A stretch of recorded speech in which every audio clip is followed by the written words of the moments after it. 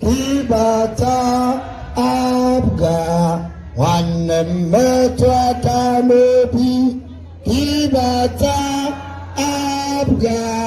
Nwanne metụ aka n'obi Kibata APGA ndị ọma ndị ọma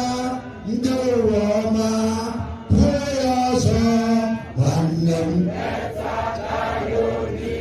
Kibata APGA nwanne m metụ aka n'obi Kibata APGA nwanne m metụ aka n'obi Kibata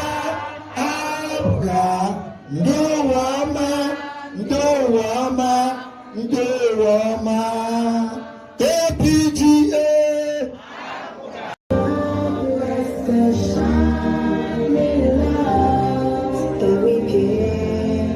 We're the only ones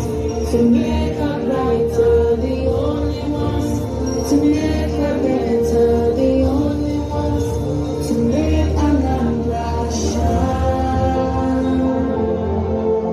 With us, worth and love, every breath of our lives,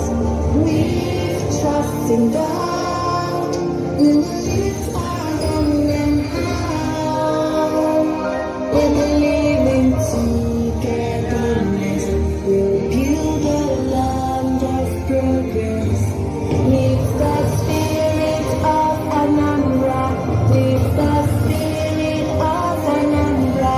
with the spirit of Anambra, State we love.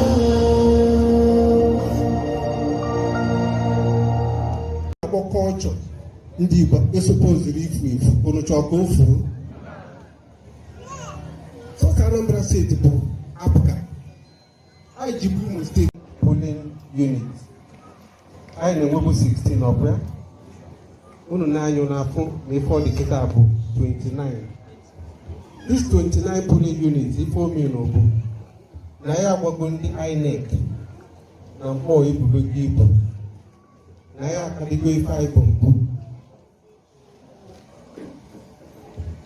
29 iwepụ 16 ole ka ọ dị ọkwa 13 ikekwa anyị nọkwa ifere ka ofe arụ na-abụ anyị na-eje 30 something polling unit anyị na-ebu etu a ka ọ dị na anyị ga na-agba gọọmenti federal gọọmenti amalụ na Nkpor Uno ibubego ibu ịtụ afọ ka ife anyị ga na-ayọfa ka emeela anyị esi na-agbagota maka ife gị na a na-eme bụ population nọmba etu ụnụra ga-esi eme ya bụ ife unu pee mpe na-emela ụnụ ife ndị pere mpe unu buo ibu na-emela ụnụ ife ndị buru ibu etu a ka ọ dị vootu a na-atụ atụ tata aghọtara m na onwe ndị ebe a na-akwa ozu rinne ụzọ ebe na-abụ national chairman anyị na ndị isi bụ ndị na-achị Anambra State na pati anyị ga-anyị bịa ebe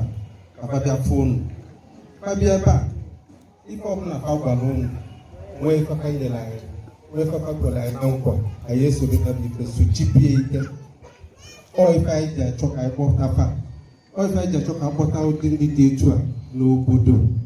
babịa ka fafu obodo onwe ebe ụzọ dị mma ka afụ nke na-adịrọ mma ka afụ ya ekebe ife a ga-eme ka echeta na ebe dị etu na fabia ya na fa kwere nkwa nke dịrị anyị nwa bụrụ dị na-esi sochibia anya fụ na emeli ya ọ bụrụ na otefe na-ekwu mbọsị afọ ịbịaba ijide voters card gị bikọs mbọsị afọ anyị ga-asị